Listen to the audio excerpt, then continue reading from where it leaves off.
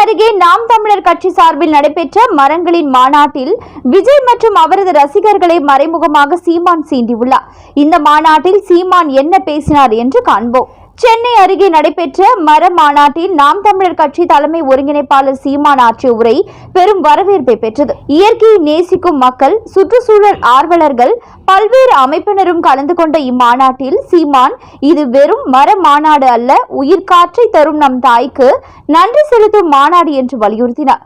சீமான் தனது பேச்சின் பொழுது சூழியல், காடு, நீர், மலை ஆகியவை அனைத்தும் தமிழர் பண்பாட்டின் ஓர் அங்கம் என்றும் மரங்கள் இல்லாமல் மனித வாழ்க்கையே இல்லை என்று அவர் சுட்டிக்காட்டினார். ஒரு காடு புலி வந்தால் கூட அணில் கூட காண முடியாது, ஆனால் காடு அழிந்தால் எந்த உயிரும் தப்பாது. தமிழ் பண்பாட்டை எடுத்துரைத்த சீமான் திருக்குறளில் வள்ளுவ பெருமகன் சொன்ன நீரின்றி அமையாது உலகு என்ற வழிதான் இந்த மாநாட்டின் சாரம் என்று குறிப்பிட்டார். மழை நமக்கு உயிர் தருகிறது. மழை தருவது மரம். அதனால் மரம் அறிவியலும் உயிரியலிலும் பொருளியலும் ஆகிறது.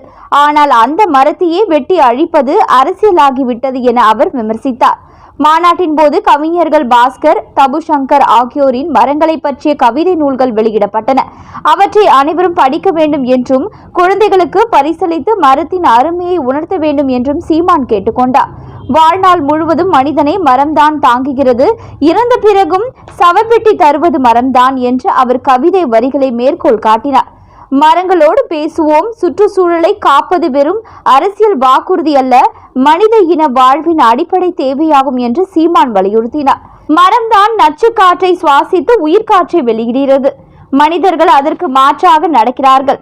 மரமின்றி மனிதன் வாழ முடியாது. ஆகையால் மரம் என்பது நம் உயிரே. மேலும் காற்றுக்கு எந்த மதமும் சாதியும் பிரிவும் இல்லை என்று அவர் சுட்டிக்காட்டி, பறையர் காற்று, தேவர் காற்று, நாடார் காற்று என்று ஒன்றுமில்லை, மரம் தந்த காற்று மட்டுமே அனைவருக்கும் உயிர். மரங்களோடு பேசுவோம், மரங்களுக்காக பேசுவோம். ஏனெனில் மரம் நம் அன்னை என கூறிய சீமான் பங்கேற்ற மக்களிடம் மரம் நடுகையை வாழ்க்கை பணியாக எடுத்துக்கொள்ளுமாறு வேண்டுகோள் விடுத்தார். மேலும் இம்மாநாடு முழுவதும் பங்கேற்ற மக்களுக்கும் சுற்றுச்சூழல் ஆர்வலர்களுக்கும் சீமான் உரையையும் கவிஞர்கள் வழங்கிய படைப்புகளையும் ஆர்வமுடன் வரவேற்றனர். மாநாட்டின் மைய செய்தி மரம் வெறும் மரம் அல்ல, அது உயிர், அது தாய், அது எதிர்காலம் என்பதாகும். மேலும் இது போன்ற முக்கிய செய்திகளை உடனுக்குடன் நீங்க தெரிஞ்சுக்கணும்னா நியூஸ் இன்ஃபோ தமிழ் சேனலை சப்ஸ்கிரைப் பண்ணிக்கோங்க. உடனுக்குடன் அப்டேட்ஸ்க்கு பெல் பட்டனை கிளிக் பண்ணிக்கோங்க.